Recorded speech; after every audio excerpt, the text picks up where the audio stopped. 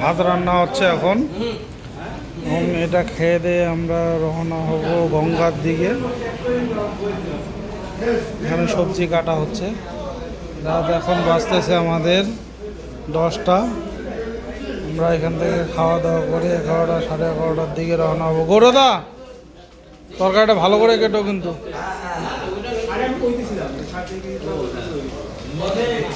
ভাত সিদ্ধ হয়েছে মেনুদা? তাই না? এখানে আরো অনেক বোম মাছের রান্না হচ্ছে, তাদেরও খাওয়া দাওয়া হচ্ছে। এখানে অনেক অনেক বোম মাছ।